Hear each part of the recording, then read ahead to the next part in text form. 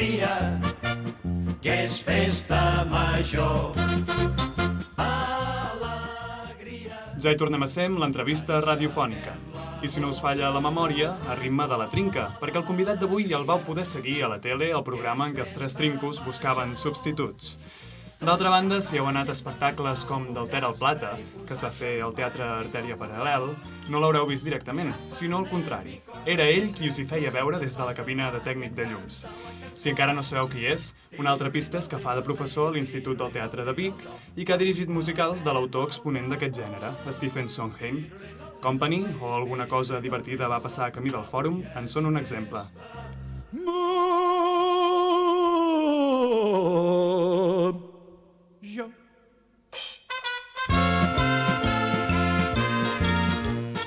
Toni Font, com estàs? Bon dia, escoltant aquesta presentació. Caram, semblo sèrio i tot això, I tant.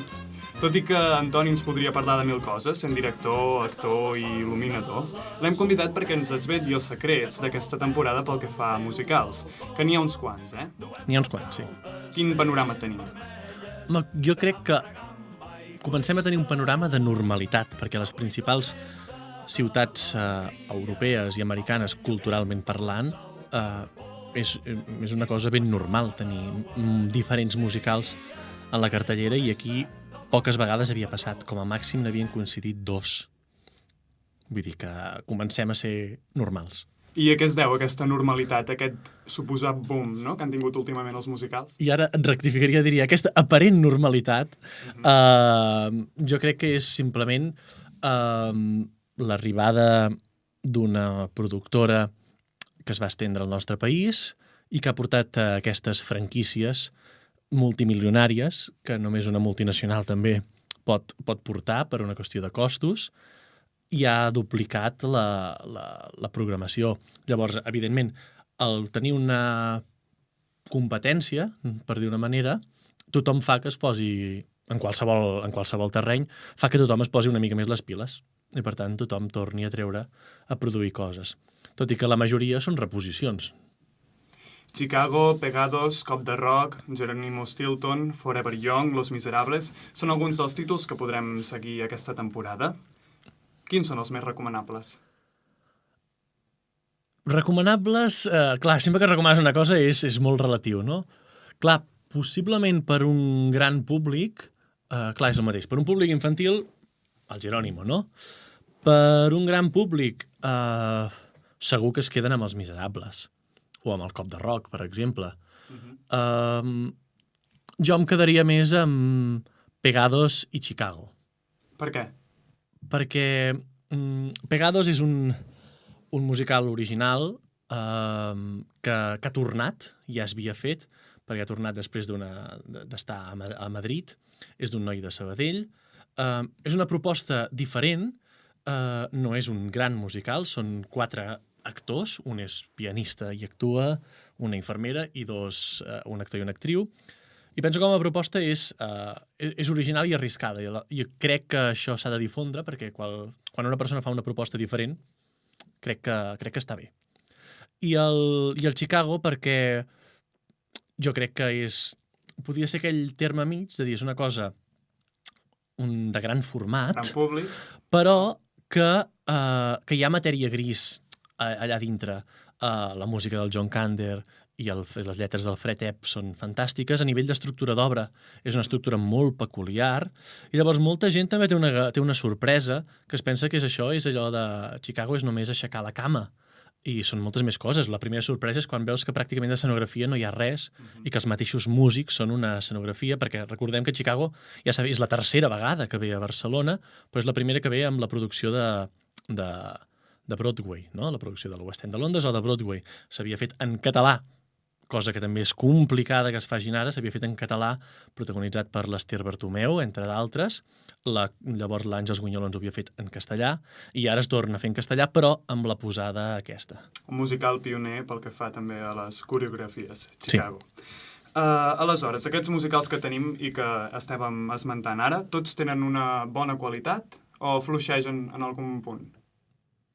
Clar, jo crec que estem ja en un nivell que els actors ja no és allò, aquest és un actor que canta una mica, no, ja és un cantant-actor, un actor cantant. Jo crec que en aquest aspecte, des de amb 10 anys vista, hem millorat moltíssim. Sempre podem millorar més, però hi han professionals ja i escoles que directament es dediquen a la docència de teatre musical, la qual cosa fa uns quants anys hi havia molt poques escoles, la Memory que va començar, l'Institut del Teatre, s'hi han anat afegint Eòlia, Aules i un llarg, etc per no dir-les totes. Per tant, jo crec que en aquest aspecte ja no hi ha excusa. Llavors, sí que és cert que, per exemple, jo sempre defenso que el musical és un gènere o el gènere molt més complex o dels més complexes en molts sentits, no? Tècnicament també és molt complex.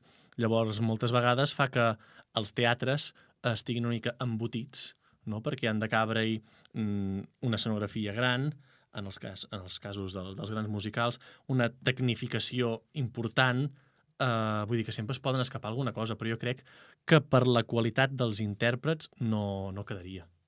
Jo crec que això ho tenim superat. Si no, malament aniríem. Què es considera que ha de tenir un musical en tota regla? Música. Música cantada, i molta. A la gent li agrada això. A vegades passa quan és un musical que hi ha molt text i que de tant en tant canten i ja no li agrada.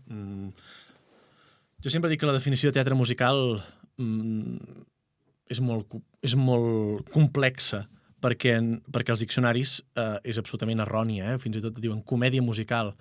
I dius, potser caldria explicar a la gent d'on ve això de comèdia musical, que la paraula aquesta comèdia, en el seu sentit original del mot on prové, no només vol dir comèdia, sinó vol dir teatre, en general.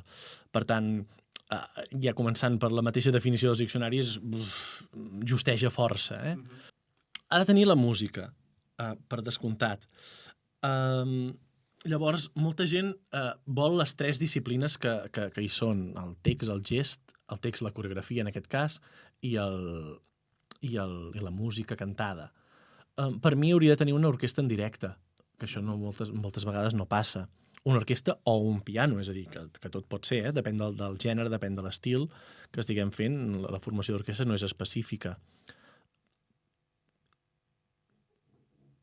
Jo crec que amb aquestes 3 coses serien com les bàsiques que la gent vol veure. Llavors, clar, dins que això possiblement és el que ens falta encara en aquest país, dins del teatre musical hi ha molts autors i molts estils. Llavors, cada autor té una riquesa o un estil o porta més unes disciplines que d'altres.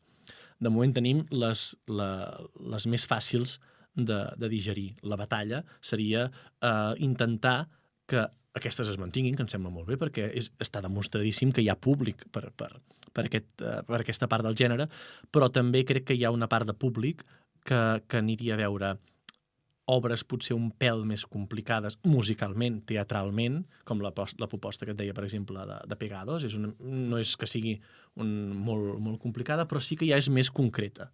De quins altres autors estem parlant, també?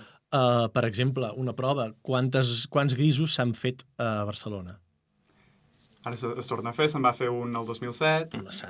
Vull dir, és una obra que es va reposant. Per què? Perquè és fàcil de digerir, la gent li encanta, es tornen bojos, és el musical de la teva vida, hi ha una promoció bestial, per un públic juvenil els temes els hi toca de prop, per tant els hi agrada, però possiblement hi ha potser un públic adult que potser vol anar a veure un Stephen Sondheim, un Jason Robert Brown, que es fa ara d'aquí poc aquest pont, a temporada alta es fa, el The Last 5 Years. Potser hi ha molts més autors que són molt més arriscats, la qual cosa també entrem que el musical és un gènere de producció, sobretot, per tant, si no quadren els números, això no funciona. Per tant, segurament ningú o poca gent es vol arriscar a portar segons quins títols, però bueno, jo crec que s'hauria de normalitzar i que hi siguin tots, que llavors la gent esculli, evidentment, i no m'estic carregant que no hi ha d'haver-hi els musicals més comercials i més típics i tòpics. Hi han de ser, però crec que també hi han de ser els altres, com passa al West End de Londres i el mateix Carrer 42 a Broadway, no? Per la normalitat aquella aparent que dèiem. Un altre punt clau a l'hora d'importar els musicals de Broadway al carrer 42 és la manera de traduir-los en anglès o al català, perquè, clar, les dues llengües no tenen el mateix origen, no? Aleshores, aquí frena l'èxit d'una producció o la qualitat? Jo crec que no. Hi ha gent i productors fins i tot que tenen molta mania en dir que si no és en castellà no hi anirà ningú. Jo crec que és absolutament mentida. A Barcelona crec... El que passa que segurament sí que té un doble cost, perquè si llavors això vols fer una gira per Espanya, ho has de traduir al castellà, i si vols tenir una sensibilitat amb el poble català i amb la cultura catalana, ho has de fer, o s'hauria de fer en català. Jo crec que és més que tot un cost econòmic i de temps. La majoria de musicals de Barcelona estan en castellà, crec que excepte el Cop de Rock. De 6 que en tenim 2, no? El Cop de Rock i el Jerónimo, bueno, que el està Jerónimo, en gira ara. Sí, que està amb la gira per teatres que vindrà d'aquí poc a Vic, precisament. Un exemple d'aquestes traduccions, no, de la manera de traduir-los, podria ser la cançó On My Own, de Los Miserables. Escoltem-la en la nova versió en espanyol. Para mí, él siempre va conmigo. Hago ver que andamos hasta el alba.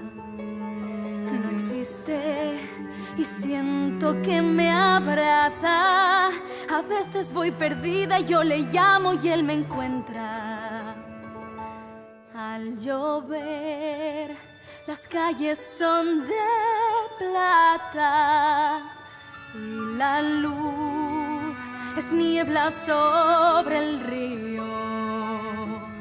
Por la noche los sauces son estrellas y solo estamos él y yo perdidos para siempre.